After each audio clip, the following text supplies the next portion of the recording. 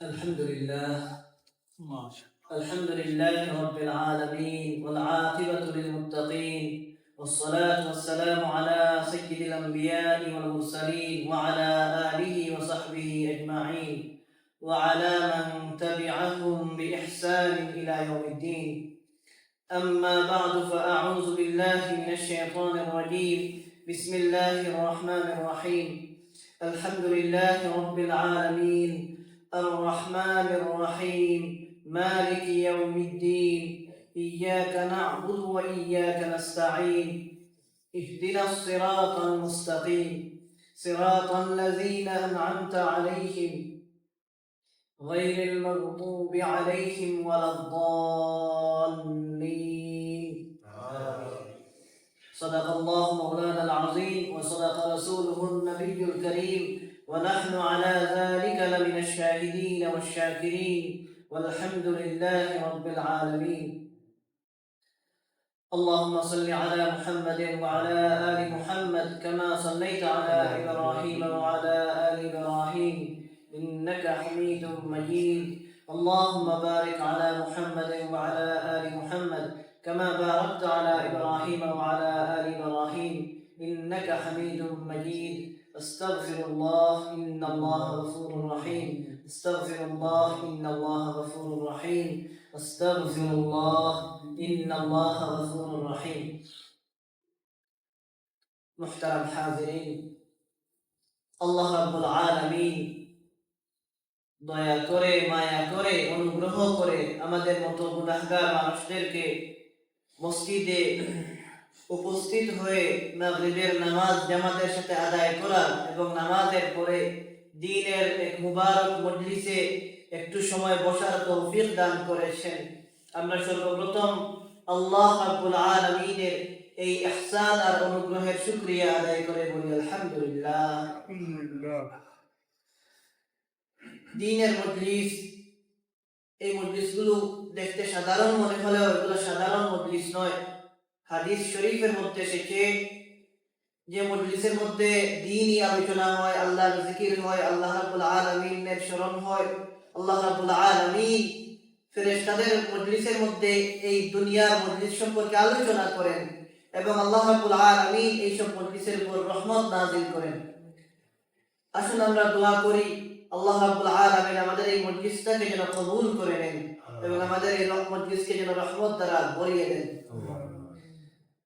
মুহতারাম হাজিরিন, আমাদের তাফসীর ধারাবাহিকভাবে শুরু হয়েছে এবং আলহামদুলিল্লাহ গত সপ্তাহে আমরা সূরা ফাতিহার শেষ পর্যন্ত প্রায় আলোচনা করে ফেলেছি।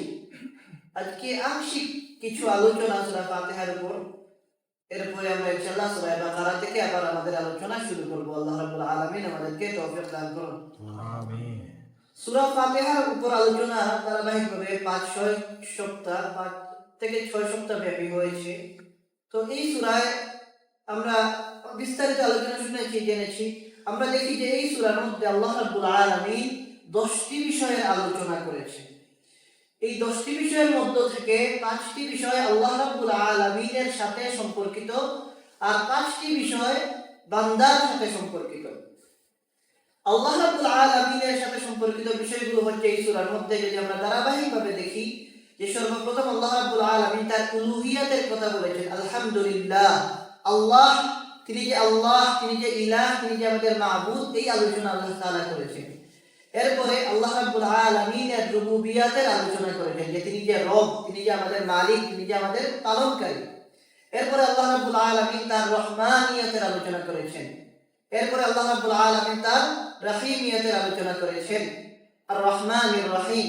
এবং এরপরে আল্লাহ রাব্বুল আলামিন মালিক ইয়াউমিদ্দিন বলে তার মালিকিয়াতের আলোচনা করেছেন যে তিনি কিয়ামতের দিনের মালিক, কিয়ামতের দিনের বাদশা।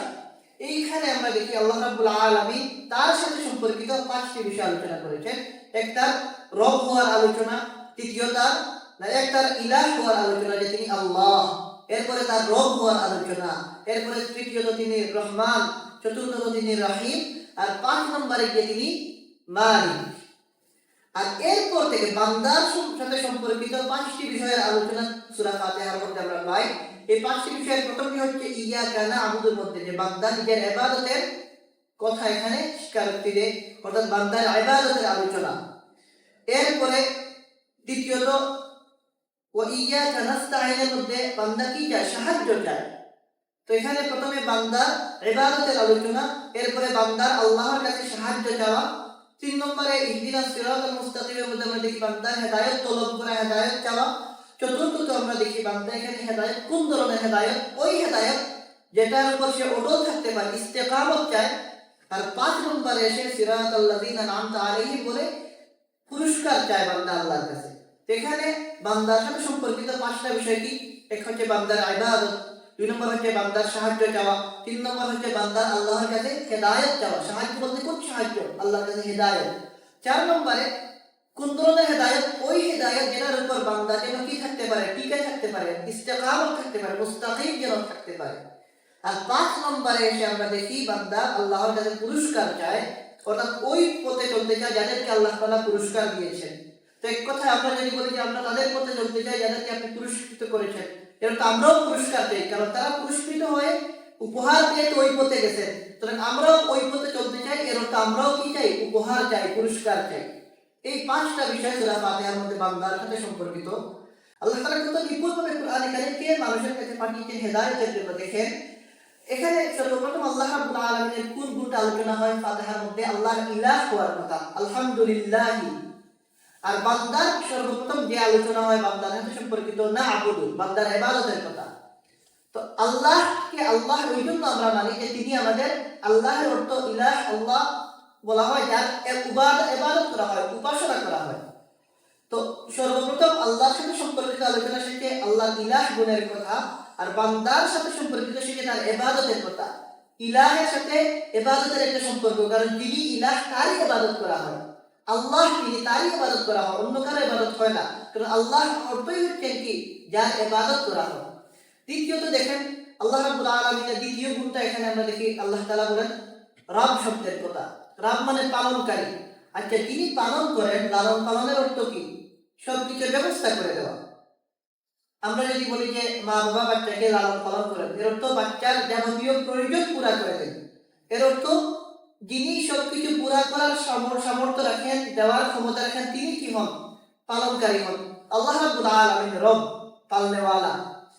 দ্বিতীয়ত বান্দার গুণ দেখি আমরা, বান্দা আল্লাহর কাছে কি চায়? সাহায্য চায়। আচ্ছা, কার কাছে চাওয়া হয় সাহায্য? যিনি দিতে পারেন। এমন কার কাছে সাহায্য আপনি চাইবেন না যিনি দিতে পারেন না?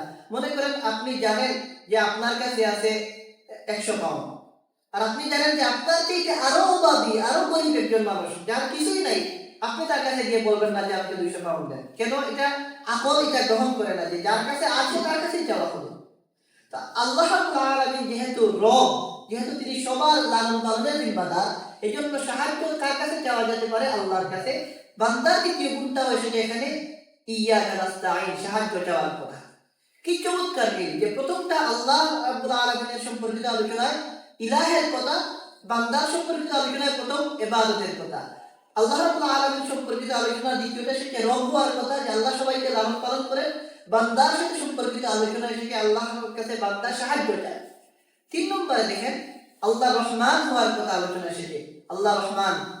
চতুর্থ এসেছে আল্লাহ রহিম। এখানে রহমান এবং রহিমের অর্থ আমাদের বিস্তারিত আলোচনা হয়েছে ইতিমধ্যে। রহমান অর্থ করুণাময় এবং রহিম অর্থ দয়ালু। উভয়টার অর্থই দয়া, করুণা, মমতা। কিন্তু 2 অর্থের মধ্যে একটু পার্থক্য আছে। পার্থক্য এটা সংক্ষেপে আবার যদি বলি যে রহমানের অর্থের মধ্যে ব্যাপকতা আছে, রহিমের অর্থের মধ্যে ব্যাপকতা কম। কারণ আরবি ভাষার নিয়ম হচ্ছে যেখানে হরফ বেশি হয় এখানে অর্থও বেশি হয়। তো রহমান থেকে রহিম শব্দ হিসেবে ছোট। এই জন্য বান্দা আল্লাহর কাছে 3 নম্বরে কি চায়? বান্দা সম্পর্কিত আলোচনা এখানে সেটি হেদায়েত চায়। আর আল্লাহ রাব্বুল আলামিনের কাছে হেদায়েত চাওয়া হয় কারণ তিনি রহমান, তিনি দয়ালু। তো আল্লাহ রহমান, রহমান তিনি কি করেন? রহম করেন, দয়া করেন। তো যিনি দয়া করেন তার কাছেই তো বিশেষ কিছু চাওয়া হয়। যিনি দয়া করতে পারেন না, যার দয়া, মমতা, মায়া নাই, তার কাছে আপনি চাইবেন কেন? সে দিবে কেন? আল্লাহ রাব্বুল আলামিন রহমান হওয়ার কারণে তার কাছে বান্দা তার জিন্দেগির সবচেয়ে গুরুত্বপূর্ণ বিষয় হেদায়েত চায়। তো এখানে আল্লাহ রাব্বুল আলামিন সম্পর্কিত আলোচনা তৃতীয় আলোচনা হচ্ছে আল্লাহ রহমান হওয়া, আর বান্দার সাথে সম্পর্কিত আলোচনার তৃতীয় পয়েন্ট হচ্ছে বান্দা আল্লাহর কাছে হেদায়েত চায় এই সূরার মধ্যে। 4 নম্বরে দেখেন আগেই বলেছি যে রহমান এবং রহিমের অর্থের মধ্যে মিল আছে, তবে একটু পার্থক্য এটা যে রহমান যিনি সব ব্যাপকভাবে কি করে রহম করেন, আর রহিম তিনিও রহম করেন, কিন্তু তার রহমটা ব্যাপক না। এই জন্য আমরা বলি এটা যে আল্লাহ রাব্বুল আলামিন দুনিয়ার বিবেচনা রহমান আর আখিরাতের বিবেচনা রহিম। কারণ দুনিয়াতে আল্লাহ রাব্বুল আলামিন সবার উপর রহম করেন, যারা তাকে বিশ্বাস করে তাদেরকেও তিনি কি করেন, দয়া করেন, যারা তাকে বিশ্বাস করে না তাদেরকেও তিনি কি করেন, দয়া করেন। কিন্তু আখিরাতে এটা হবে না। আখিরাতে আল্লাহ রাব্বুল আলামিন শুধু তাদের প্রতি দয়া করবেন, তাদের প্রতি ইহসান করবেন যারা তাকে বিশ্বাস করবে। তো এই তুলনায় আল্লাহকে বলা হয় যে আল্লাহ আখিরাতের বিবেচনায় রহিম, দুনিয়ার বিবেচনায় রহমান। এখন অর্থাৎ আল্লাহ তাআলা আখিরাতে বিশেষ একটা গোষ্ঠীকে কি করবেন, দয়া করবেন, আর দুনিয়াতে সবার প্রতি দয়া করেন। তো এখানে দেখেন বান্দা 3 নম্বরে আলোচনা পাই আমরা হেদায়েত চাই। এরপরে হেদায়েতের মধ্যে শুধু শুধু হেদায়েত না, বান্দা হেদায়েত চায় ওই হেদায়েত যেটা কি সে যে হেদায়েতের উপর টিকে থাকতে পারে, ইস্তেকামত থাকতে পারে। ইহদিনাস সিরাতাল মুস্তাকিম, মুস্তাকিমের অর্থ কি? অর্থাৎ আল্লাহ আমাদেরকে এমন হেদায়েত দান করুন যে হেদায়েতের উপর আমরা কি থাকতে পারি, অটল থাকতে পারি, অবিচল থাকতে পারি, যেখান থেকে আমাদের কি হবে না, পা আর ছিটকে যাবে না, পিছলে যাবে না। একটা বিশেষ ধরনের দয়া আমরা আল্লাহর কাছে চাই, বিশেষ ধরনের হেদায়েত চাই। আল্লাহর রহিম নামটা যেমন বিশেষ, তিনি যেভাবে আখিরাতে বিশেষ প্রকারের মানুষের উপর দয়া করবেন, একইভাবে বান্দার চতুর্থ চাওয়া কি, তলবে ইস্তেকামত বা দুনিয়াতে যে হেদায়েত দেয় এটার উপর টিকে থাকা। তো এখানে একটা মিল পাই। আর 5 নম্বরে দেখেন মালিক ইয়াউমিদ্দিন, আল্লাহ তাআলা কিয়ামতের দিনের মালিক। যদি কোনো কিছুর মালিক হন তিনি তার মাল থেকে যাকে ইচ্ছা যা খুশি দিতে পারেন। তো বান্দার সাথে সম্পর্কিত আলোচনা 5 নম্বরে কি চায়, বান্দা পুরস্কার চায়। আচ্ছা পুরস্কার কার কাছে চাওয়া যায়? যার কাছে কিছু আছে তার কাছেই তো পুরস্কার চাওয়া হবে। পুরস্কার কে দিতে পারবেন আমাদেরকে?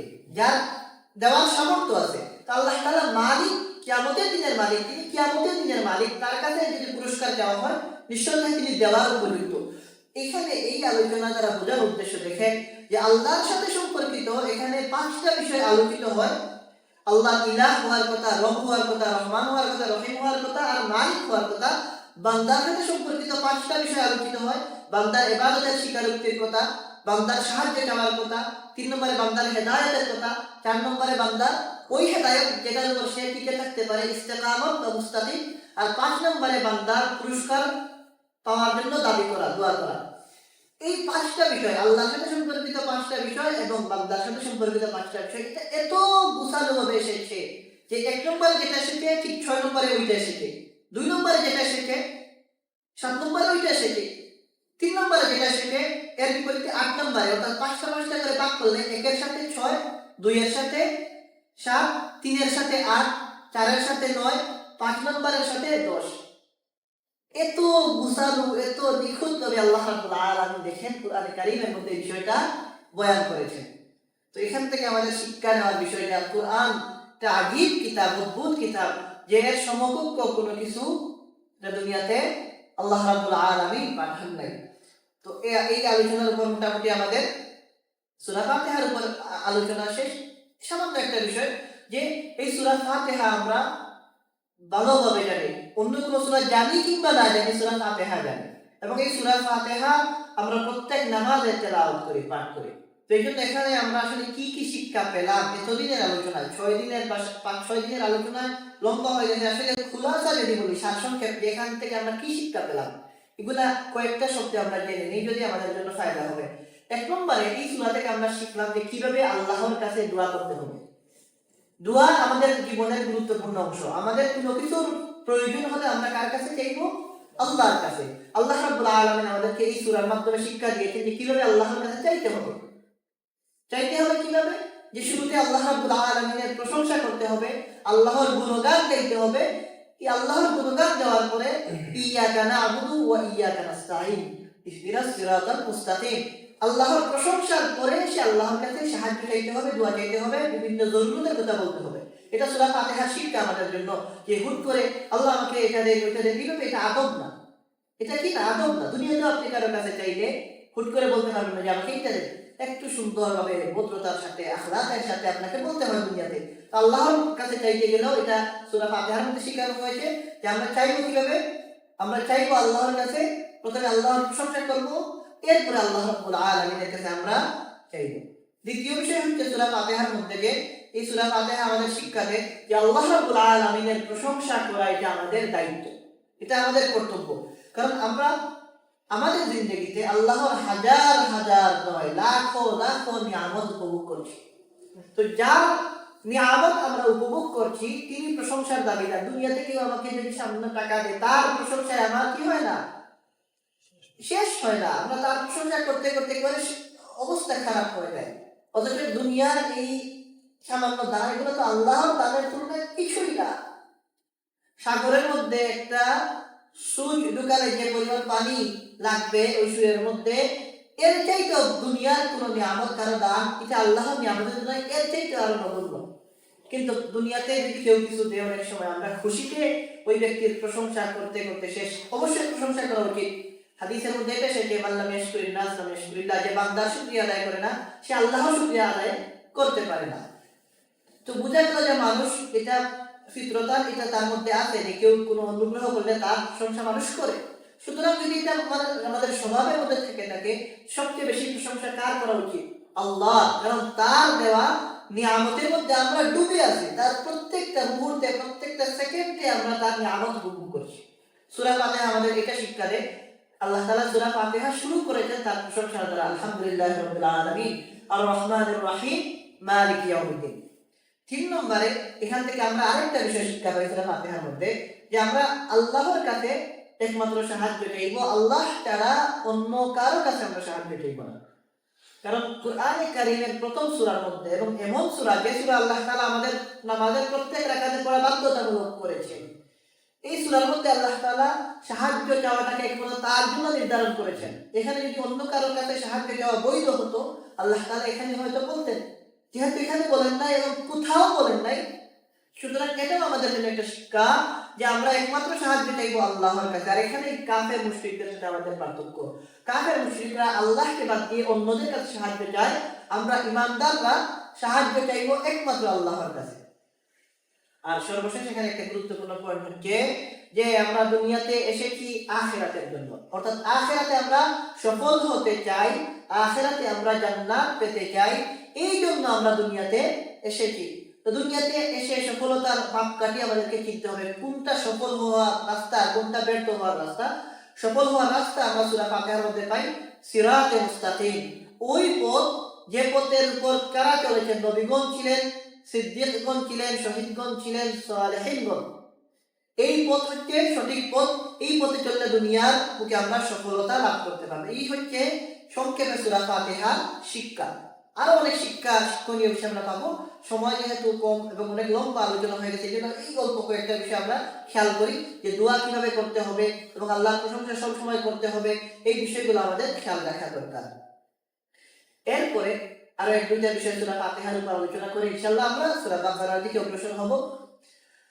এখানে একটা বিষয় আমাদের মাথায় আসতে পারে অনেক সময়, যে কুরআনে কারীমের মধ্যে অনেকগুলো সূরা আল্লাহ তাআলা নাযিল করেছে। কুরআনে কারীমের সূরার সংখ্যা 114টি। এর মধ্যে সূরা ফাতিহার কথা আল্লাহ তাআলা কেন এমন নির্ধারণ করে দিলেন যে প্রত্যেক নামাজের প্রত্যেক রাকাতেই সূরা ফাতিহা পড়তে হয়? কেন? এর পিছনে কি হিকমত? কেন আমাদের জন্য এটা বাধ্যতামূলক করা হলো? তো এর মধ্যে প্রথম উত্তর তো সহজ, যে আল্লাহ রাব্বুল আলামিন তার যে কোনো বিধান দিতে পারেন আমাদের জন্য, এখানে কি নাই? আল্লাহর ইচ্ছা। আল্লাহ রাব্বুল আলামিন যে বিধান ইচ্ছা দেন এটা আমাদেরকে মানতে হবে, এটা আমরা মানতে বাধ্য, এটা আল্লাহ তাআলা দিয়েছেন, মেনে নেব। বাকি উলামায়ে কেরাম, মুফাসসিরিনে কেরাম এর পিছনে কিছু হিকমত, কিছু কারণ ব্যাখ্যা করেন। তারা কুরআন সুন্নাহর আলোকে কিছু কারণ ব্যাখ্যা করেন যে কেন আল্লাহ তাআলা সূরা ফাতিহাকে প্রত্যেক নামাজের প্রত্যেক রাকাতের জন্য বাধ্যতামূলক করলেন। এর মধ্যে একটা এসেছে হাদিসের মধ্যে পাওয়া যায়, রাসূলুল্লাহ সাল্লাল্লাহু আলাইহি ওয়াসাল্লাম বলেছেন, হযরত আবু হুরায়রা রাদিয়াল্লাহু তাআলা আনহু থেকে বর্ণিত হাদিস, তিনি বলেন, আল্লাহ রাসূল বলেন যে মান সাল্লা সালাতান লাম ইয়াকরা ফিহা বিউম্মিল কুরআনি ফাহিয়া খিদাজুন, যদি কোনো ব্যক্তি নামাজ পড়ে আর তাতে উম্মুল কুরআন তেলাওয়াত করে না, অর্থাৎ সূরা ফাতিহা পড়ে না, ফাহিয়া খিদাজুন, এই নামাজটা অপূর্ণাঙ্গ থাকে, পূর্ণ হয় না, নামাজটা পরিপূর্ণ হয় না, অপূর্ণ থাকে। তো যেহেতু সূরা ফাতিহা ছাড়া নামাজ অপূর্ণ থাকে, পূর্ণাঙ্গ হয় না, পরিপূর্ণ হয় না, এই জন্য প্রত্যেক নামাজের প্রত্যেক রাকাতে এই সূরা পড়তে হয়, পড়তে আমরা বাধ্য, বারংবার, এই জন্য আমরা পড়ি। দ্বিতীয়ত দেখেন, আমরা এই সূরা ফাতিহার মধ্যে পড়ি ইয়াকা না'বুদু ওয়া ইয়াকা নাস্তাঈন, যে আমরা আপনারই ইবাদত করি এবং আপনারই সাহায্য চাই। এর অর্থ আমরা আল্লাহর ইবাদত কেন করি? কারণ তিনি আমাদের ইলাহ, তিনি আমাদের মাবুদ, এই জন্যই তো আমরা তার ইবাদত করি। তো প্রত্যেক নামাজের প্রত্যেক রাকাতে সূরা ফাতিহার মধ্যে আমরা এই স্বীকারোক্তি দেই যে আমরা আপনার ইবাদত করি, আমরা আপনার সাহায্য চাই। এর অর্থ প্রত্যেক রাকাতে আমরা স্বীকার করি যে আল্লাহ আপনি এক, আপনাকে আমরা এক মানি, আর এক মানি বলেই আমরা কি করি? আপনার ইবাদত করি, আপনার কাছে সাহায্য চাই। এর অর্থ প্রত্যেক নামাজের প্রত্যেক রাকাতে বারবার সূরা ফাতিহা পাঠের মাধ্যমে, তিলাওয়াতের মাধ্যমে আমরা আমাদের তাওহীদের অঙ্গীকার করি। আমরা যে একত্ববাদ এ বিশ্বাসী, আমরা যে মুওয়াহিদ, এটা স্বীকার আমরা করি আল্লাহর কাছে প্রত্যেক রাকাতে।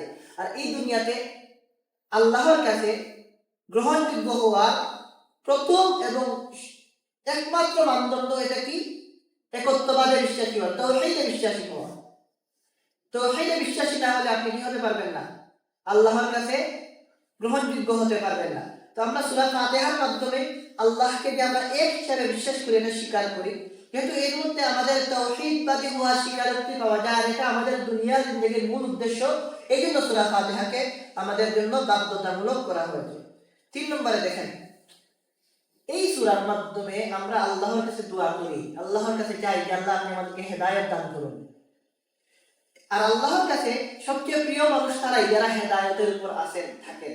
এই জন্য এই দোয়াটা আল্লাহর কাছে সবচেয়ে প্রিয় এবং আমাদের জিন্দেগির জন্য সবচেয়ে গুরুত্বপূর্ণ দোয়া। কোনটা?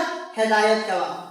আপনি আমি চিন্তা করে দেখি যে আমার যদি দুনিয়ার সব সম্পদ আমার হাতে চলে আসে, আমি যদি আল্লাহকে বিশ্বাস করতে না পারি, আমার এই সম্পদ আমার কোনো কাজে আসবে না। আমি যদি দুনিয়ার সবচেয়ে সুস্থ মানুষ হয়ে যাই, আর আমি যদি আল্লাহর প্রতি বিশ্বাসী না হই, আমার এই সুস্থতা কোনো কাজে আসবে না।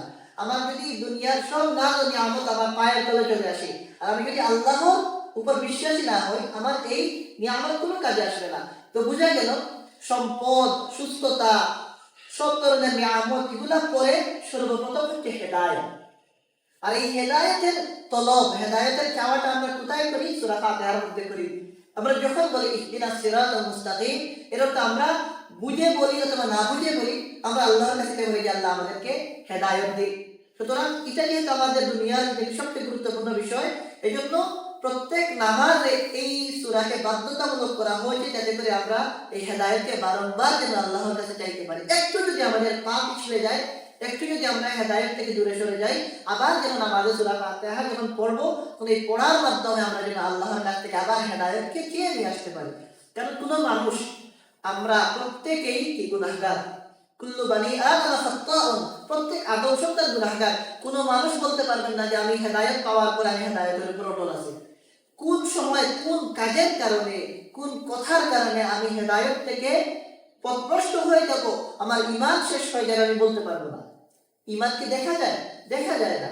সুতরাং কোন কারণে আমার ঈমান চলে যাবে আমি বলতে পারবো না। কোন আচরণের কারণে আমার ঈমান নষ্ট হয়ে যাবে বলতে পারবো না। ঈমান ফেরত আনতে হবে। এই যে ঈমান আনা, ঈমানের উপর থাকা, এটাকে হেদায়েত বলা হয়। আর এটা আমার দুনিয়ার জিন্দেগিতে সফলতার একেবারে চাবি, মূল চাবি। এই জন্য এই সূরা বারবার পড়ার মাধ্যমে আমাদের যদি কোনো কারণে পথ থেকে বিচ্যুত হয়, এই সূরার মাধ্যমে আমরা হেদায়েত তলব করে নেই, হেদায়েতের উপর আবার ফিরত আসার জন্য আল্লাহর কাছে চাই। এবং আমরা আশাবাদী আমাদের ভুল ত্রুটি হয়ে গেলে এই যে আমরা আল্লাহর কাছে হেদায়েত চাই, আল্লাহ তাআলা আমাদেরকে হেদায়েত দান করবেন, ইনশাআল্লাহ করবেন। এরপরে দেখেন, এই সূরার মাধ্যমে আমরা আরেকটা বিষয় শিক্ষা পাই। কোন হিকমতে আল্লাহ তাআলা আমাদেরকে এই সূরা বারবার পড়ার নির্দেশ দিয়েছেন? এর মধ্যে আরেকটা হিকমত এটা বলেন যে, আরেকটা হিকমত উলামায়ে কেরাম লিখে যে দুনিয়াতে মানুষের সবচেয়ে বড় দুশমন কে? শয়তান, ইবলিস। আল্লাহ তাআলা এখানে আমাদেরকে এই সূরার মাধ্যমে বলেছেন যে কোন পথটা ইবলিসের আর কোন পথটা আল্লাহ ওয়ালাদের। তো আমরা এখানে আল্লাহর কাছে বলি সিরাতাল লাযিনা আন'আমতা আলাইহিম, আল্লাহ আমাদেরকে ওই পথ দেখান যাদেরকে আপনি পুরস্কৃত করেছেন, তাদের পথ নয়। গায়রিল মাগদুবি আলাইহিম ওয়ালাদ দালিন, অর্থাৎ মাগদুব আলাইহিম এবং দালিন যারা, এদের পথ আমরা দেখতে চাই না, কারণ ওই পথটা ইবলিসের পথ, শয়তানের পথ। তো আমাদের দুশমন শয়তান। আমরা প্রত্যেক নামাজে আল্লাহর কাছে এই ইবলিস থেকে পানাহ চাই এই সূরার মাধ্যমে। আমরা যতবার বলি যে সিরাতাল লাযিনা আন'আমতা আলাইহিম গায়রিল মাগদুবি আলাইহিম ওয়ালাদ দালিন, প্রত্যেকবার আমরা এটা বলি আল্লাহর কাছে, আমরা দোয়া করছি আল্লাহ আপনি আমাদেরকে সঠিক পথ দেখান, আর শয়তানের পথ, ইবলিসের পথ, অভিশপ্ত এদের পথ পথভ্রষ্ট এদের পথ আপনি আমাদেরকে দেখাবেন না। তো এখানে আমরা আল্লাহর কাছে দোয়া করি, এর অর্থ আমরা আমাদের দুশ্মনদের পথ থেকে ফিরে আসার দোয়া করি। এটাও আমাদের জন্য জরুরি, এই জন্য আল্লাহ তাআলা সূরা ফাতিহাকে প্রত্যেক নামাজের প্রত্যেক রাকাতে আমাদের জন্য বাধ্যতামূলক করে দিয়েছেন। সর্বশেষ দেখেন, আমরা আগে বলেছি, এটা প্রথম থেকেই বলে আসছে, সূরা ফাতিহা এটা হচ্ছে পুরা কুরআনের সারসংক্ষেপ।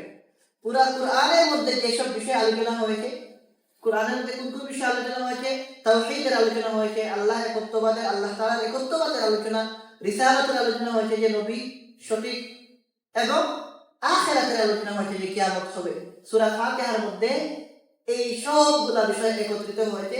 এই জন্য ইমাম আবু ইসহাক আশ-শাতিবি তারা আল মুওয়াফাকাতের মধ্যে, এবং ইবনুল কাইয়িম রাহমাতুল্লাহি আলাইহি তার একটা কিতাব মাদারিজুস সালিকিন, এই কিতাবের মধ্যে আরো অনেকে লিখেছেন এই কথাটা যে জুমিআত মাকাসিদুল কুরআনি কুল্লুহা ফিল ফাতিহা।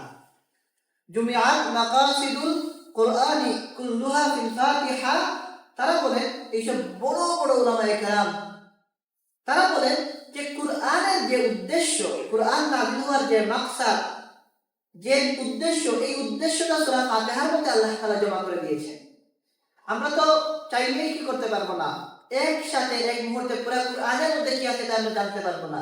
পড়লেও কি লাগে, পুরো কুরআন যদি আমরা তিলাওয়াত করতে চাই সময়ের দরকার, এর অর্থ যদি পড়তে চাই আরো সময়ের দরকার, আর ব্যাখ্যা সহ পড়তে চাইলে আরো সময়ের দরকার। সাহাবায়ে কেরাম তাদের সম্পর্কে পাওয়া যায়, হযরত ওমর রাদিয়াল্লাহু তাআলা আনহু সম্পর্কে শুধু পাওয়া যায়, গালিবান এভাবে বর্ণনা এসেছে যে তিনি সূরা ফাতিহা শিখেছিলেন 12 বছরে। এখন 12 বছরে শিখেছিলেন কি অর্থ? তাদের ইয়াদ শক্তি, মুখস্থ শক্তি আমাদের থেকে কি শত শত গুণ ভালো ছিল। তো উলামায়ে কেরামের ব্যাখ্যা করেন যে সূরা ফাতিহার যে শিক্ষণীয় বিষয়, এগুলা ওমর রাদিয়াল্লাহু তাআলা 12 বছরে শেষ করেছিলেন, এগুলা শিখতে শিখতে। তো বুঝা গেল কুরআন বোঝার জন্য অনেক সময়ের দরকার।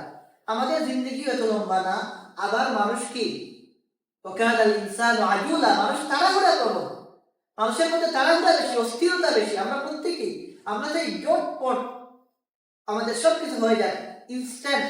এমন না যে একটু সময় নিয়ে ধৈর্য নিয়ে কাজ করবো, এটা না। আমরা যা চাই নগদ চাই, বাকি আমাদের চলে না। এই জন্য সূরা ফাতিহার মধ্যে আল্লাহ তাআলা পুরা কুরআনের খুলাসা বলে দিয়েছেন। আমরা যখন সূরা ফাতিহা পড়ি এবং সূরা ফাতিহার অর্থের দিকে খেয়াল করে পড়বো, তখন আমরা পুরা কুরআনের মধ্যে আল্লাহ তাআলা কি আলোচনা করেছেন এটা আমরা বুঝতে পারবো, এবং এর দ্বারা কুরআনের উপর চলা আমাদের জন্য সহজ হবে। যদি এমন না হতো, পুরা কুরআন বুঝে কুরআনের উপর চলা যদি আমাদের জন্য বাধ্যতামূলক করে দেওয়া হতো, তখন অবশ্যই এটা বাধ্যতা হতো। কিন্তু সূরা ফাতিহার মধ্যে সংক্ষেপে বলে দেওয়ার কারণে আমরা মোটামুটি সার সংক্ষেপটা আমরা পেয়ে যাই। এই জন্য সূরা ফাতিহাকে বাধ্যতামূলক করে দেওয়া হয়েছে, যাতে করে প্রত্যেক নামাজের প্রত্যেক রাকাতে আমরা পড়ে এর দ্বারা আমরা কি করতে পারি, আমাদের জিন্দেগি পরিচালনা করতে পারি, কুরআনের মতো পরিচালনা করতে পারি। কোনো মানুষ যদি এখন বলে যে কুরআন এত বড়, তার পুরা কুরআন না পড়া পর্যন্ত আমি দিনের পথে চলবো না, তাকে কি আটকানো যাবে, তাকে বলা যাবে এই কথা যে আপনি সূরা ফাতিহা ভালোভাবে বুঝেন। সূরা ফাতিহার মধ্যে আল্লাহ তাআলা পুরা কুরআনের মূল কথাটা তাওহীদ, রিসালাত, আখিরাত, আর এর পুরো আলোচনাই আল্লাহ তাআলা সূরা ফাতিহার মধ্যে সংক্ষেপে বলে দিয়েছেন। সুতরাং আপনার দুনিয়ার বুকে সফল হওয়ার জন্য আপনার তাওহীদে বিশ্বাসী হতে হবে, আল্লাহ এক মানতে হবে, রাসূলকে মানতে হবে, এবং আখিরাতকে হবে, এটাকে মানতে হবে। এই তিনটাই পুরা কুরআনের মূল কথা। আর এর ব্যাখ্যা সূরা ফাতিহা পড়লেই আপনি পেয়ে যাবেন। এটা বলে কেউ যদি এরকম বাহানা করতে যায়, তাকে এটা বলে কি করা যাবে, জবাব দেওয়া যাবে। সুতরাং সূরা ফাতিহা বাধ্যতামূলক করার পিছনে আরো অনেক হিকমত। হিকমত মানে তো আমরা বুঝি, হিকমত মানে সূক্ষ্ম কারণ, কি উদ্দেশ্য, মানে হিকমতের অর্থ হচ্ছে বলতে উদ্দেশ্য কি। অন্য সূরা থাকতে আল্লাহ তাআলা সূরা ইখলাস কেন বললেন না যে প্রত্যেক নামাজে আপনারা সূরা ইখলাস পড়বেন? বলতে পারতেন তো, অথবা বলতে পারতেন তো যে আল্লাহ তাআলা যে আপনারা প্রত্যেক নামাজে সূরা কাউসার পড়বেন, ছোট সূরা, তো সূরা আসর পড়বেন, সবকিছু ছোট সূরা, কম সময় শেষ হয়ে যাবে। আল্লাহ তাআলা এটা বলেন নাই। তো সূরা ফাতিহার কথা বলেছেন রাসূলের মাধ্যমে আমরা পেয়েছি এটা যে সূরা ফাতিহা পড়তে হবে। কেন পড়তে হবে এই বিষয়টা বোঝার জন্য এই হিকমতের আলোচনাটা আপনাদের সামনে আমি সংক্ষেপে উপস্থাপন করলাম। তো তার কথা হচ্ছে যে এটা নামাজের রুকন, নামাজের মধ্যে সূরা ফাতিহা পড়তে হয়। দ্বিতীয় হচ্ছে এই সূরার মধ্যে তাওহীদের এবং ঈমানের ঘোষণা রয়েছে, এবং এই সূরার মধ্যে আমরা আমাদের জিন্দেগির সবচেয়ে গুরুত্বপূর্ণ দোয়া করি, হেদায়েত লাভের দোয়া করি, গুমরাহি থেকে বাঁচার দোয়া করি। এবং এই সূরা পুরা কুরআনের সারসংক্ষেপ। এই জন্য এই সূরা ফাতিহাকে আমাদের জন্য বাধ্যতামূলক করে দেওয়া হয়েছে নামাজে পড়ার জন্য। আল্লাহ তাআলা আমাদেরকে বুঝার তৌফিক দান করুন। সূরা ফাতিহা যখন আমরা পড়ি, শেষ সূরা ফাতিহার উপর আলোচনা এখানেই শেষ। শুধু আমরা একটা শব্দ নিয়ে আলোচনা করা দরকার, একটা বাক্য নিয়ে। আমরা সূরা ফাতিহা যখন পড়ি, নামাজের মধ্যে পড়ি অথবা নামাজের বাইরে পড়ি, আমরা যখন বলি ওয়ালা দাল্লিন, তখন আমরা সাথে সাথে বলি আমিন। এই আমিনের কি অর্থ? আমিনের কি অর্থ এটা আমাদের জানা দরকার, এবং এটা জানার পরে ইনশাআল্লাহ আমরা সূরা বাকারার দিকে আমাদের যাত্রা করব ইনশাআল্লাহ। সূরা ফাতিহার পরে আমিন বলা এটা সুন্নাতে মুআক্কাদা। রাসূলুল্লাহ সাল্লাল্লাহু আলাইহি ওয়াসাল্লাম নিয়মিত যে কাজ করতেন এটাকে সুন্নাতে মুআক্কাদা বলা হয়। আল্লাহ রাসূল নিয়মিত সূরা ফাতিহার পরে আমিন বলতেন। আমাদের জন্য এটা সূরা ফাতিহার পরে আমিন বলা সুন্নাতে মুআক্কাদা, এবং এই আমিন বলার অনেক ফজিলত হাদিসের মধ্যে বর্ণিত হয়েছে। এখানে একটা কথা খেয়াল করা দরকার, নামাজের বাইরে যেভাবে আমরা সূরা ফাতিহার পরে আমিন বলি, নামাজের মধ্যেও আমাদেরকে আমিন বলতে হয়। কারা কারা আমিন বলবেন? ইমাম যিনি নামাজ পড়ান, নামাজের মধ্যে যিনি নেতৃত্ব দেন, তাকেও সূরা ফাতিহা শেষ করার পরে আমিন বলতে হয়। কেউ যদি একা নামাজ পড়েন তাকে বলা হয় মুনফারিদ, অর্থাৎ আমরা ঘরে নামাজ পড়লাম কখনো একা একা, আমাদেরকেও নামাজ পড়ার সময় ওলা দাল্লিন যখন বলবো সূরা ফাতিহা পড়বো তখন আমিন বলতে হবে। এটা না যে শুধু ইমামের সাথে পড়লে বলবো না, একা পড়লেও বলতে হবে, ইমাম সাহেবকেও বলতে হবে। আর যারা ইমাম সাহেবের পিছনে দাঁড়ান মুক্তাদি, তাদেরকেও কি করতে হয়? যখন ইমাম সাহেব ওলা দাল্লিন বলেন তখন তাদেরকেও আমিন বলতে হয়। আমিনের কি অর্থ? আমিনের অর্থের মধ্যে সবচেয়ে প্রসিদ্ধ ব্যাখ্যা এইভাবে করা হয় যে আমিনের অর্থ হচ্ছে আল্লাহুম্মা ইস্তাজিব, অর্থাৎ হে আল্লাহ আপনি কবুল করুন। আমিনের অর্থ হচ্ছে আল্লাহ আপনি কবুল করুন। অথবা কেউ কেউ এইভাবে বলে আমিনের অর্থ হচ্ছে কাযালিকা ফাফআল, অর্থাৎ আল্লাহ যেভাবে আপনার কাছে চাওয়া হচ্ছে এইভাবে আপনি করে দিন। তো আমরা সূরা ফাতিহার মধ্যে আমিন বলি বা অন্যান্য দোয়ার মধ্যে কি বলি? আমিন বলি। আমিনের অর্থ হচ্ছে যে দোয়াটা করলাম আল্লাহ আপনি এটা পুরো করে দিন। আল্লাহুম্মা ইস্তাজিব, হে আল্লাহ আপনি এটাকে কবুল করেন। এই জন্য মূলত আমিন বলা হয়, কারণ আমিনের অর্থই হচ্ছে এটা আল্লাহর কাছে কোনো কিছু চাওয়ার পরে এটাকে কবুল করানোর জন্য আবার এটাকে শক্তিশালী করা, মোহর লাগানো। বুখারী শরীফের মধ্যে সেটা দেখেন আমিনের ফজিলত সম্পর্কে তো অনেক বর্ণনা পাওয়া যায়। বুখারী শরীফের মধ্যে সেটা, এছাড়া মুসলিম শরীফের মধ্যে সেটা, আর অন্যান্য হাদিসের কিতাবের মধ্যে সেটা রাসূলুল্লাহ সাল্লাল্লাহু আলাইহি ওয়াসাল্লাম বলেন ইযা ক্বালা আল ইমামু গায়রিল মাগদুবি আলাইহিম ওয়ালাদ দাল্লিন ফাকুলু আমিন, যে তোমরা জেনে রাখো যখন ইমাম সাহেব নামাজের মধ্যে গায়রিল মাগদুবি আলাইহিম ওয়ালাদ দাল্লিন বলবেন তখন তোমরাও কি বলবে? আমিন বলবে। ফামান ওয়াফাকা কাউলুহু কাউলুল মালাইকা গুফিরা লাহু মা তাকাদ্দামা মিন যামবি। ফায়দা কি হবে? তোমরা যখন আমিন বলবে আর তোমাদের যাদের আমিন ফেরেশতাদের আমিনের সাথে মিলে যাবে, তাদের অতীতের সমস্ত গুনাহকে মাফ করে দেওয়া হবে। এইরকম আরেকটা হাদিস পাওয়া যায় সহিহ মুসলিমের মধ্যে, সেটা একই বর্ণনা যে যখন তোমাদের মধ্যে কেউ নামাজে আমিন বলে, ফেরেশতাগণ একই সময় আমিন বলেন, ফেরেশতাগণ আমিন বলেন, আর যার আমিন ফেরেশতাদের আমিনের সাথে মিলে যায় তার আগেকার সমস্ত গুনাহ মাফ করে দেওয়া হয়। সব গুনাহ বলতে কি? কবিরা গুনাহ মাফের জন্য শর্ত হচ্ছে তওবা করতে হবে। তওবা ছাড়া কবিরা গুনাহ মাফ হয় না। তো এটা আমাদের খেয়াল করতে হবে। তওবা কবিরা গুনাহের জন্য বাধ্যতামূলক। এছাড়া যত গুনাহ সগীরা, যত গুনাহ আছে আল্লাহ তাআলা মাফ করে দেন যদি আমাদের আমিনটা ফেরেশতাদের আমিনের সাথে মিলে যায়। চিন্তা করে দেখেন, আমিন বলতে কি 1 সেকেন্ড লাগে? এই সামান্য ছোট্ট একটা বাক্য আপনার আমার অতীতের সমস্ত গুনাহ মাফের জন্য যথেষ্ট হয়ে যাবে যদি আমাদের আমিনটা ফেরেশতাদের আমিনের সাথে মিলে যায়। এখন এখানে মিলে যাওয়ার কি অর্থ? অনেক হাদিসের মধ্যে সেটা ফেরেশতাদের আমিনের সাথে আমাদের আমিন মিলে গেলে মাফ করে দেওয়া হবে। মিলে যাওয়ার কি অর্থ? এই মিলে যাওয়ার অর্থের মধ্যে উলামায়ে কেরাম নানান ব্যাখ্যা করেছেন। ইমাম ইবনে হিব্বান রাহমাতুল্লাহি আলাইহি তিনি বলেন যে দেখেন ফেরেশতাগণ আল্লাহর নেক বান্দা, তারা গুনাহ করেন না। লা ইয়াসুনাল্লাহা মা আমারাহুম ওয়া ইয়াফআলুনা মা ইউমারুন, তারা কোনো গুনাহ করেন না, তাদের দ্বারা কোনো গুনাহ হয় না এবং আল্লাহর প্রত্যেকটা হুকুম তারা মেনে চলেন। সুতরাং তারা আল্লাহর নেক বান্দা। সুতরাং তারা যে আমিন বলেন, এই আমিনের মধ্যে কি থাকবে না? কোনো ধরনের রিয়া থাকবে না, কোনো অহংকার থাকবে না, কোনো স্বার্থ থাকবে না। তাদের আমিন কি হবে? পরিপূর্ণ ইখলাস থাকবে এতে। তাদের আমিনের মধ্যে 100% কি থাকবে? ইখলাস থাকবে। তো উলামায়ে কেরামের বড় একটা অংশ এটা বলেন ইমাম ইবনে হিব্বান সহ যে ফেরেশতাদের আমিন যেভাবে একবারে শতভাগ কি ইখলাস পূর্ণ, এখানে দুনিয়ার কোনো স্বার্থ জড়িত না, কোনো অবহেলা জড়িত না, বরং ফেরেশতাগণ কি শতভাগ ইখলাসের সাথে আমিন বলেন। আমাদের আমিনও যদি কি হয় ইখলাস থাকে, আমাদের আমিনের মধ্যে যদি পুরোপুরি ইখলাস থাকে, তো এখানে ফেরেশতাদের আমিনের সাথে আমাদের আমিন মিলে গেল। কোথায়? ইখলাসের ক্ষেত্রে। আর এই মিলে যাওয়ার কারণে আল্লাহ তাআলা আমাদের অতীতের সমস্ত গুনাহ মাফ করে দিবেন। এই ব্যাখ্যাটা আমাদের জন্য গ্রহণ করাও সহজ, এবং এটা আমাদের কে আরো আশাবাদী করে যে আমরা যদি ইখলাস নিজের মধ্যে নিয়ে আসি, আল্লাহ তাআলা ইনশাআল্লাহ আমাদেরকে কি করবেন? অতীতের সমস্ত গুনাহকে আমাদের মাফ করে দেবেন। আবার কেউ কেউ এই কথাও বলেছে যে ফেরেশতাগণ যে সময় বলে সময়ের সাথে মিলে যাওয়া, ওয়াক্তের সাথে মিলে যাওয়া, এটাও বলেছেন। তো এটাও হতে পারে, অসম্ভব না। এই ব্যাখ্যাগুলো উলামায়ে কেরাম করেছে যে ফেরেশতাগণ বলেন। এর উলামায়ে কেরাম এটাও বলেন যে দুনিয়াতে যখন মানুষ জামাতে নামাজ পড়ে, আসমানে ফেরেশতাদের কি হয়? কাতার বাঁধা হয়, জামাত হয়, এবং ফেরেশতাগণও কি করেন? ওইখানে সূরা ফাতিহা পড়েন এবং আমিন বলেন। তো যদি একই সময় আমাদের জামাত আর ফেরেশতাদের জামাত যদি একই টাইমে হয়ে যায়, তখন কি হয়ে যাবে? আল্লাহ তাআলা আমাদের অতীতের গুনাহ মাফ করে দিবেন তাদের সাথে মিলে যাওয়ার কারণে। আল্লাহ তাআলা আমাদেরকে এই ইখলাস দান করুন, আমরা যেন ইখলাসের সাথে আমিন বলতে পারি, এবং ফেরেশতাদের সময়ের সাথেও যেন আমরা একই সময় আমিন বলতে পারি, এবং এর বদৌলতে আল্লাহ তাআলা যেন আমাদের সমস্ত অতীতের গুনাহকে মাফ করে দেন। হাদিসের মধ্যে এসেছে রাসূলুল্লাহ সাল্লাল্লাহু আলাইহি ওয়াসাল্লাম সম্পর্কে সূরা আমিন সম্পর্কে অনেক কথা তিনি বলেছেন। এর মধ্যে এক হাদিসে পাওয়া যায়, একবার রাসূলুল্লাহ সাল্লাল্লাহু আলাইহি ওয়াসাল্লাম রাতের বেলা তার কিছু সঙ্গী সাথী নিয়ে হাঁটছিলেন।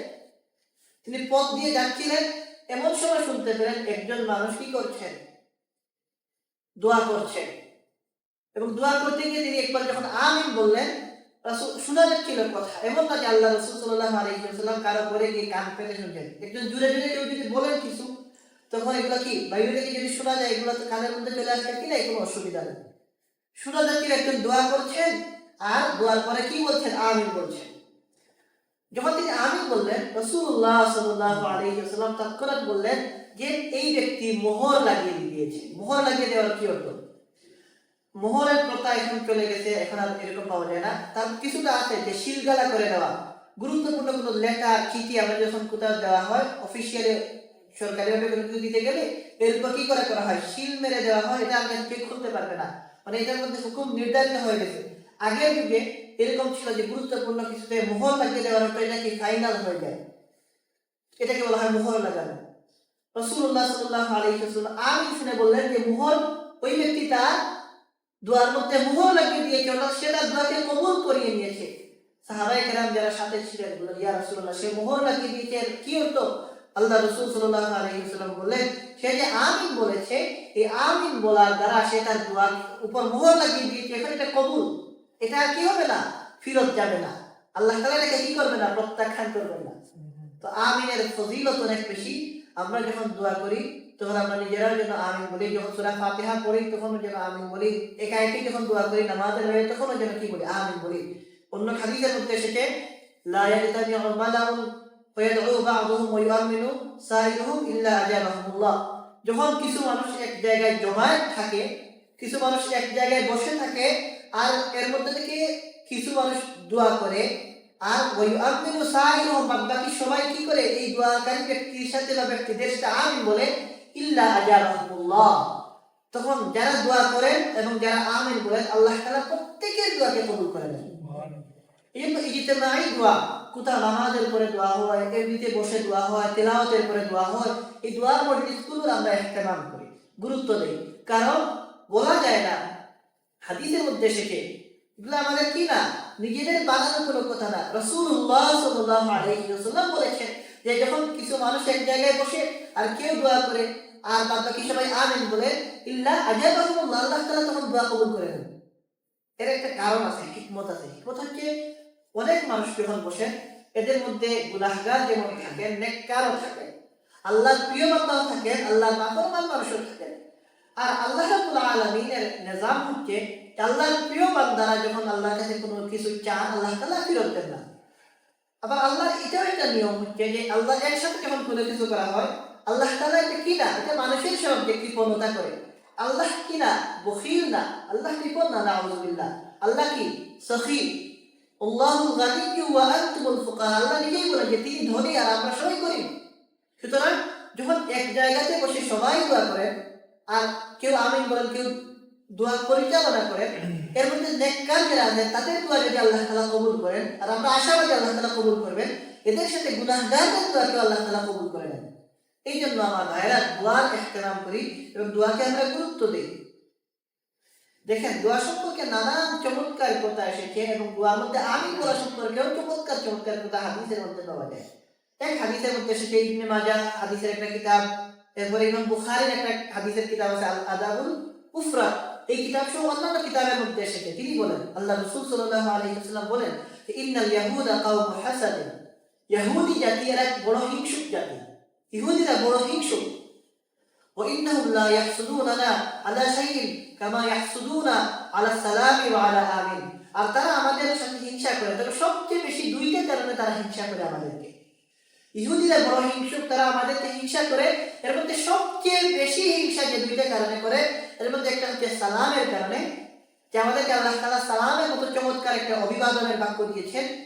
মানুষ কত কিছু বলে অভিবাদনের জন্য, আর আমরা সালাম দিই, আর এই সালামের মধ্যে আল্লাহ তাআলা আমাদের জন্য রেখে রেখেছেন। আর আরেকটা কারণে তারা আমাদেরকে হিংসা করে, যে আমরা আমিন বলি। আমরা বলা বলি, বলার পরে আমিন বলি, দোয়ার পরে আমিন বলি, এরপর ইহুদিরা হিংসা করে। তো এর কারণ হচ্ছে ওরা দলিল মাগদুবি আলাইহিম বলে তাদেরকেই তো বদ্ধ করা হয়, তাদের পথে না চলার জন্য আমরা কি আল্লাহর কাছে চাই, এরপরে আমিন বলি। এই জন্য ওলামায়ে কেরাম লেখেন যে এই কারণে তারা বড় হিংসা করে আমিন বলাকে।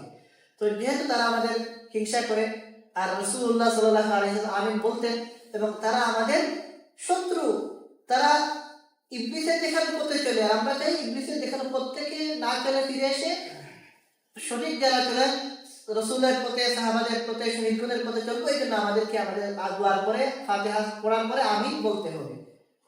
এখানে সর্বশেষ এই কথাটা বলে শেষ করবো আলোচনা। দেখেন, আমিন মুখে বলতে হবে, আমিন কি করা না, কল্পনায় পড়ার বিষয় না, মনে মনে একটা বিষয় আছে যে আমি শুনলাম দোয়ালিনা মনে মনে না, এখানে আমিন মুখে বলার বিষয়, উচ্চারণের বিষয়। নামাজের অন্যান্য তাসবিহ যেভাবে আমরা পড়ি, সামি আল্লাহু লিমান হামিদা, সুবহান রাব্বিয়াল আযীম, সুবহান রাব্বিয়াল আ'লা, এগুলো আমরা মুখে মুখে পড়ি নাকি? এইভাবে আমিন মুখে বলতে হবে, সহিহ শুদ্ধভাবে বলতে হবে। তবে এখানে একটা পার্থক্য আছে, যে আমিন জুড়ে বলা হবে না আস্তে বলা হবে, এটা একটা আলোচনার বিষয়। আমরা দেখি কোনো কোনো মানুষ জুড়ে বলেন, কেউ কেউ আস্তে বলেন। এই বিষয়টা এমন যে এখানে ইমামদের মাযহাবের মধ্যে পার্থক্য আছে। কোনো কোনো ইমামের মধ্যে আমিন আস্তে বলা উত্তম, কারোর মধ্যে জুড়ে বলা কি আছে উত্তম। যারা আস্তে বলার পক্ষে, এদের মধ্যে হানাফি মাযহাবের ইমামগণ আস্তে বলার পক্ষে, মালিকি মাযহাবের ইমামগণ আস্তে বলার পক্ষে। কারণ হচ্ছে তারা বলেন আমিন এটা দোয়া, দোয়ার অর্থ কিভাবে আমরা আমিনের অর্থ করলাম কি, আল্লাহ আপনি কবুল করেন, এটা তো দোয়া, চাওয়া, দোয়া মানে চাওয়া। আর দোয়া সম্পর্কে এসেছে কুরআনে কারীমের মধ্যে, উদউ রাব্বাকুম তাদাররুআন ওয়া খুফিয়া, তোমরা আল্লাহর কাছে চাও, দোয়া করো বিনয়ের সাথে এবং গোপনে। সুতরাং যেহেতু দোয়া গোপনে নিচু আওয়াজে করার কথা এসেছে, সুতরাং আমিন যেহেতু দোয়া, এজন্য আমিন আস্তে বলাটা উত্তম। আর অন্যান্য ইমামগণ বলে যে আমিন জুড়ে বলা উত্তম। তো বিষয়টা এমন যেখানে কি নাই, প্রত্যেকটাতে আমল করার সুযোগ আছে। আমরা আস্তেও বলতে পারবো, কেউ যদি জুড়ে বলে তারটাও সঠিক, কেউ যদি আস্তে বলে তাও সঠিক। এটা কি না, এমন কোনো বিষয় না যে কেউ আস্তে বললে তার নামাজ হবে না, কিংবা কেউ জুড়ে বললে সে বহুত বড় সমস্যা করে ফেলেছে, বিষয়টা মোটেও এমন না। দুইটার সুযোগ আছে, যার ইচ্ছা। যেমন যে কেউ হানাফি মাযহাব মানে তিনি আস্তে বলবেন, কেউ যদি কি মানে শাফিঈ মাযহাব মানে তিনি জুড়ে বলবেন। যার যেটা মানতে হয় মানতে পারেন, এটা প্রত্যেকটারই কি আছে, সুযোগ আছে। এখানে কি নাই, কোনো ফিতনা নাই, কোনো সমস্যা নাই, কোনো ঝগড়া নাই। তো আমাদের কি বুঝতে হবে যে আমরা এমন এক জায়গায় থাকি যেখানে বিভিন্ন ধরনের বিভিন্ন দেশের মানুষ থাকেন। তো যে যেটা পালন করেন প্রত্যেকেরটাই কি আছে, সঠিক আছে, কারণ কি নাই, আমাদের মধ্যে কোনো ভুল নাই। আল্লাহ তাআলা আমাদেরকে বোঝার তৌফিক দান করুন। এই হচ্ছে সূরা ফাতিহার উপর আমাদের আলোচনা। সূরা বাকারার উপর আলোচনা সামান্য আমরা ইনশাআল্লাহ শুরু করি, এরপর ইনশাআল্লাহ আগামী সপ্তাহে ধারাবাহিকভাবে আরো করব ইনশাআল্লাহ।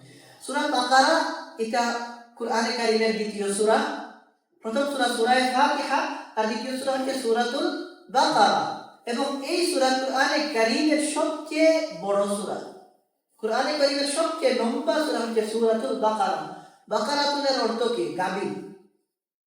গাবি, এই সূরার মধ্যে গাবি জবাই সংক্রান্ত একটা ঘটনা আছে, এই জন্য এই সূরার নামকরণ হয়ে গেছে বাকারা।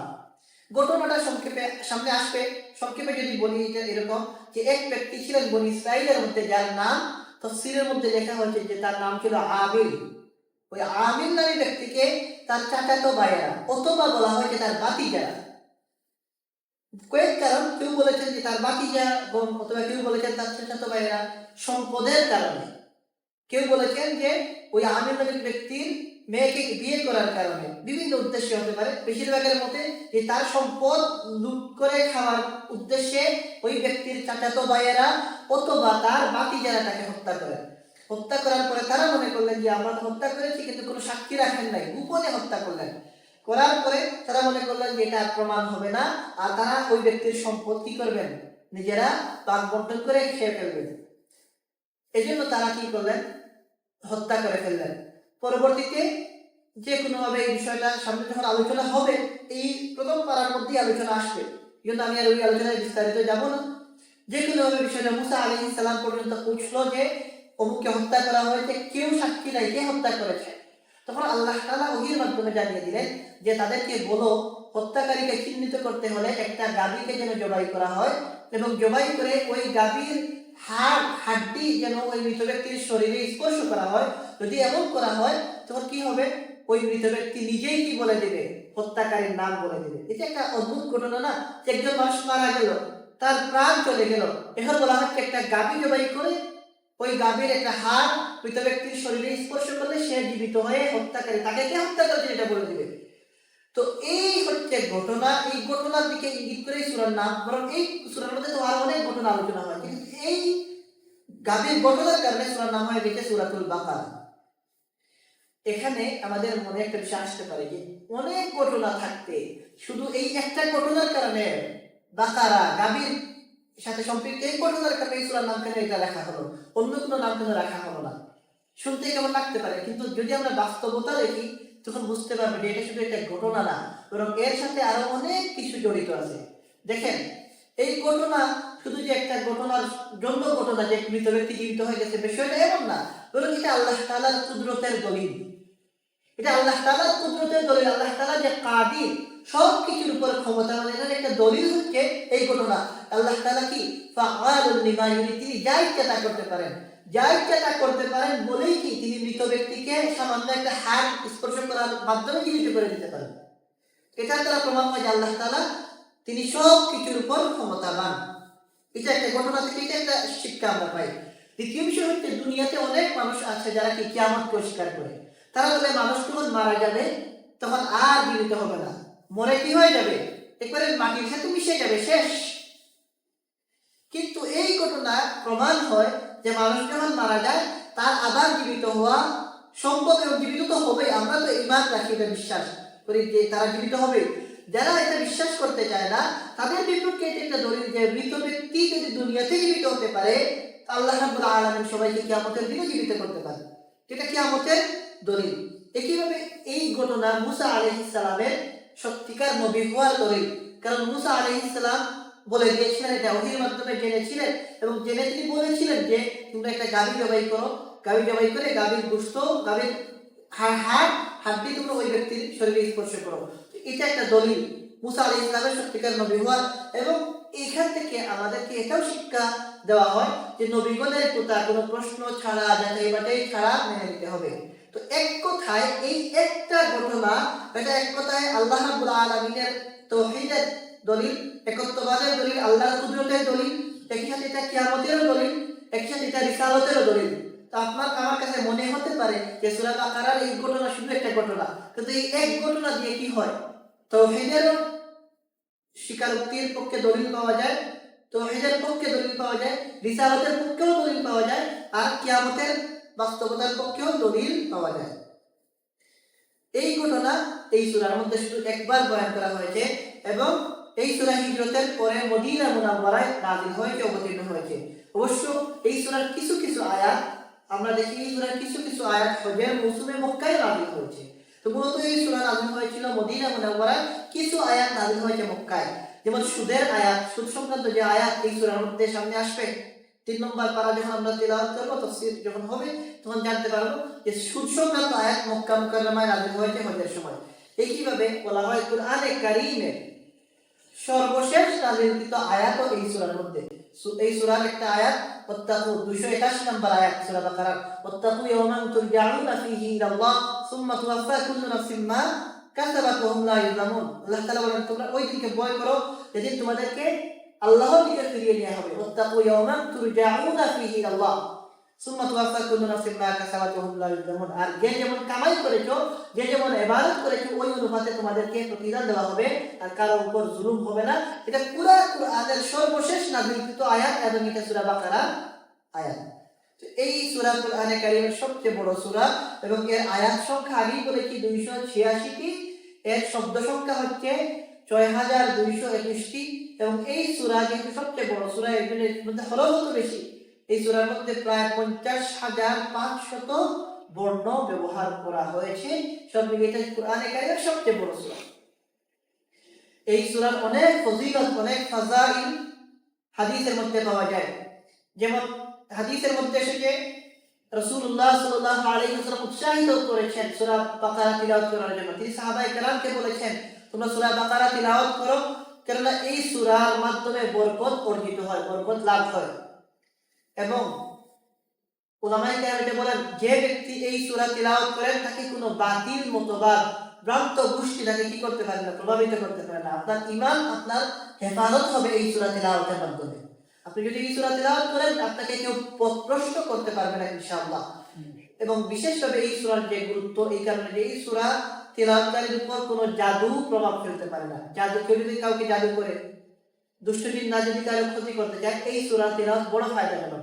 এইজন্য আপনারা দেখে থাকবেন, মুরব্বিয়ানে কেরাম বিশেষভাবে আপনারা হয়তো দেখা থাকবে যে এখন অনেক জায়গাতে আছে, আগে এটা বেশি ছিল, কেউ যখন ঘর বানায়, নতুন বানাতেন, তখন ওই ঘরের মধ্যে কি করা হতো, সূরা বাকারা তিলাওয়াত করা হতো। কারণ এর দ্বারা কি হয়, ওই ঘরের মধ্যে যদি কোনো দুষ্ট জিন্নাত বাসা বেঁধে থাকে, সূরা বাকারা তিলাওয়াতের মাধ্যমে ওই জিন্নাত ওই ঘর ছেড়ে চলে যায়। তো এটা এই সূরা আমাদেরকে জাদুঘরের জাদু থেকে এবং দুষ্ট জিন্নাত থেকে হেফাজত করে। তিরমিজি শরীফের হাদিসের মধ্যে এসেছে যে ঘরের মধ্যে সূরা বাকারা তিলাওয়াত করা হয় ওই ঘর থেকে শয়তান পালিয়ে যায়। অনেক ফায়দা। হযরত আব্দুল্লাহ ইবনে মাসউদ রাদিয়াল্লাহু তাআলা আনহু থেকে বর্ণিত হাদিসের মধ্যে এসেছে, তিনি বলেন যে সূরা বাকারার প্রথম 4 আয়াত, আয়াতুল কুরসি এবং সর্বশেষ 2 আয়াত এবং শেষ 3 আয়াত তিলাওয়াত করা হয় যে ঘরের মধ্যে, যে রাতে এইগুলা তেলাওয়াত করা হবে ওই রাতে শয়তান আর ওই ঘরে যেতে পারে না এবং সেই ঘরের বাসিন্দাদের শয়তান কোনো ক্ষতি করতে পারে না। যেগুলো খুবই গুরুত্বপূর্ণ। আমরা নিজেরাও কি করি, পুরা বাকারা তিলাওয়াত করা অনেক কঠিন, অল্প কিছু তিলাওয়াত করতে পারবো। এই সূরার প্রথম 4 আয়াত, আয়াতুল কুরসি শেষ 2 আয়াত, এগুলো আমরা কি করতে পারি, প্রত্যেক রাতে আমাদের ঘরে আমরা পড়তে পারি। এতে আমরা এবং আমাদের ঘরের যারা মানুষেরা আছেন সবাই কি শয়তানের চক্রান্ত থেকে, ক্ষতি থেকে নিজেদের হেফাজত করতে পারবো। দেখেন এই সূরার গুরুত্ব এত বেশি। একবার রাসূলুল্লাহ সাল্লাল্লাহু আলাইহি ওয়াসাল্লাম কোন এক জায়গায় বাহিনী পাঠালেন।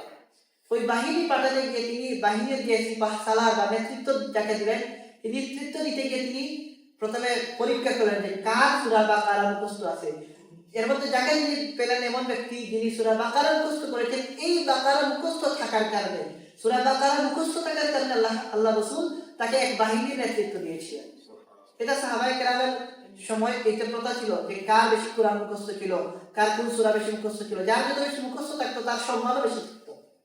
তো এই জন্য রাসূলুল্লাহ সাল্লাল্লাহু আলাইহি ওয়াসাল্লাম এক ব্যক্তির সূরা বাকারা মুখস্থ থাকার কারণে তাকে এক বাহিনীর দায়িত্ব দিয়েছিলেন। সর্বশেষ একটা ঘটনা বলেই শেষ করবো সূরা বাকারা সংক্রান্ত। এক সাহাবী যার নাম ছিল হযরত উসাইদ ইবনে হুযায়র রাদিয়াল্লাহু তাআলা আনহু। ঘটনা বয়ান করা হয় যে তিনি এক রাত্রে তার ঘরে বসে সূরা বাকারা তিলাওয়াত করছিলেন। রাতের বেলা হযরত উসাইদ রাদিয়াল্লাহু তাআলা আনহু রাতের বেলা তার ঘরে সূরা বাকারা তিলাওয়াত করছিলেন, আর ঘরের পাশে তার ঘোড়া কি ছিল, বাঁধা ছিল। ওই সময় মানুষ ঘোড়ায় চড়তো, উঠে চড়তো, তার ঘোড়া বাঁধা ছিল। তিনি দেখলেন হঠাৎ করে ঘোড়া খুব লাফালাফি শুরু করলো। তিনি কি করলেন, তিলাওয়াত বন্ধ করলেন, বন্ধ করে ঘোড়ার পাশে গেলেন, যাওয়ার সাথে সাথে ঘোড়া শান্ত হয়ে গেল। আবার তিনি ফিরত আসলেন, আবার তিনি তেলাওয়াত শুরু করলেন। তৃতীয়বার তেলাওয়াত শুরু করলেন যখন, আবার দেখেন ঘোড়া একটু পরে লাফালাফি শুরু করলো। তিনি তেলাওয়াত বন্ধ করে ঘোড়ার পাশে গেলেন, আবার কি হয়ে গেল, ঘোড়া শান্ত হয়ে গেল। 3 নম্বর বার আবার ফিরত এসে তিনি তেলাওয়াত শুরু করলেন এবং তেলাওয়াত শুরু করার পরে আবার দেখেন কি ঘোড়া লাফালাফি শুরু করে দিয়েছে। তখন তিনি তেলাওয়াত বন্ধ করলেন এবং ঘোড়ার কাছে গেলেন এবং ঘোড়ার কাছে তার ছোট্ট শিশু পুত্র কি ছিল, ঘুমিয়েছিল। তিনি আশঙ্কা করলেন এই ঘোড়া যেভাবে লাফালাফি করছে কখন না তার এই সন্তানকে ঘোড়া কি করে দেয়, পা দিয়ে আঘাত করে দেয়, পায়ের নিচে ফেলে দেয়। এই জন্য তিনি কি করলেন, তিনি তার ছেলেকে কুলে নিয়ে ঘরে ফিরে আসলেন। আর আসার সময় তিনি দেখলেন আকাশের দিকে যে আলোকিত কিছু আলো, খুব আলো দেখা যাচ্ছে আকাশের দিকে উঠে যাচ্ছে। তিনি ঘরে আসার পরে আর তিনি সন্তানকে যেহেতু ঘরে নিয়ে এসেছেন, তিনি আর তিলাওয়াত করলেন না, তিলাওয়াত বাদ দিয়ে তিনি তার অন্য কাজে ব্যস্ত হয়ে পড়লেন। পরের দিন তিনি রাসূলুল্লাহ সাল্লাল্লাহু আলাইহি ওয়াসাল্লামের কাছে তিনি গিয়ে এই ঘটনা বললেন, ইয়া রাসূলুল্লাহ, আমি এইরকম সূরা বাকারা তিলাওয়াত করছিলাম, হঠাৎ দেখি ঘোড়া খুব লাফালাফি করলো, আমি বন্ধ করে গেলাম, ঘোড়া শান্ত, আবার আসলাম তিলাওয়াত করলাম, আবার দেখে লাফালাফি করে, তিনবার এমন হলো। পরে তৃতীয়বার আমি কি করলাম, তিলাওয়াত বন্ধ করে আমার সন্তানকে নিয়ে ঘরে চলে আসলাম, আর তিলাওয়াত করে নাই। আর ওই সময় আমি দেখলাম যে আসমানের দিকে একটা আলোকিত কিছু কি হচ্ছে, লাইটের মতো কিছু ফুটে যাচ্ছে। তখন রাসূলুল্লাহ সাল্লাল্লাহু আলাইহি ওয়াসাল্লাম বললেন দুইবার, হে উসাইদ, তুমি যদি পড়তে, তুমি যদি তিলাওয়াত করতে, তুমি যদি তিলাওয়াত করতে, শুধু এই কথাটা বললেন, হে উসাইদ, তুমি যদি তিলাওয়াত করতে, তুমি যদি তিলাওয়াত করতে। তখন হযরত উসাইদ ইবনে হুযায়র রাদিয়াল্লাহু তাআলা বললেন, ইয়া রাসূলুল্লাহ, আমি তিলাওয়াত করতে চাইছিলাম, কিন্তু আমার সন্তানকে যদি ঘোড়া পা দিয়ে আঘাত করে ফেলে এই ভয়ে আমি তিলাওয়াত করি নাই। তখন রাসূলুল্লাহ সাল্লাল্লাহু আলাইহি ওয়াসাল্লাম বলেন যে তুমি কি জানো, তুমি যে দেখলে যে একটা আলো উপরের দিকে উঠে যাচ্ছে, এটা কি ছিল? তিনি বললেন না। তখন রাসূলুল্লাহ সাল্লাল্লাহু আলাইহি ওয়াসাল্লাম বললেন যে তুমি যখন সূরা বাকারা তিলাওয়াত করছিলে, তোমার তেলাওয়াত ছিল ফেরেশতা আসমান থেকে নেমে এসেছেন তিলাওয়াত শোনার জন্য। তুমি যদি তিলাওয়াত বন্ধ না করতে, তিলাওয়াত চালিয়ে যেতে, প্রভাত হয়ে যেত, সকাল হয়ে যেত, আর ফেরেশতাগণ তোমার তিলাওয়াত শুনতে থাকতে, আর মানুষ ফেরেশতাদেরকে নিজের চোখে দেখতে পারতেন। এইরকম সূরা বাকারার ফজিলত এত বেশি দেখেন যে সূরা বাকারা তিলাওয়াত করার জন্য ফেরেশতাদেরকে কি দেখা যায় না। রাসূলুল্লাহ সাল্লাল্লাহু আলাইহি ওয়াসাল্লাম বলছেন যে তুমি যদি তিলাওয়াত বন্ধ না করে চালিয়ে যেতে, আর সকাল হয়ে যেত, মানুষ যখন ফজরের নামাজের জন্য বের হতো, তখন দেখতে পারতো যে ফেরেশতাগণ দুনিয়াতে চলে এসেছেন তিলাওয়াত শোনার জন্য। সূরা বাকারার ফজিলত এত বেশি। তো আল্লাহ রাব্বুল আলামিন আমাদেরকে তৌফিক দান করুন। সূরা বাকারার আলোচনা ইনশাআল্লাহ আমরা আগামী সপ্তাহ থেকে শুরু করব। আলিফ লাম মিম, এখান থেকে আমাদের আলোচনা আগামী সপ্তাহে শুরু হবে। কিছু ভূমিকা এবং কিছু ফজিলত আমরা আলোচনা করলাম, জানলাম। আল্লাহ রাব্বুল আলামিন আমাদেরকে পুরা কোরআন বুঝার, শোনার, পড়ার, সবসময় কিছু না কিছু তেলাওয়াত করার তৌফিক দান করুন এবং আমাদেরকে এর উপর আমল করার তৌফিক দান করুন। আমিন। ওয়া আখিরু দাওয়ানা আলহামদুলিল্লাহি রাব্বিল আলামিন।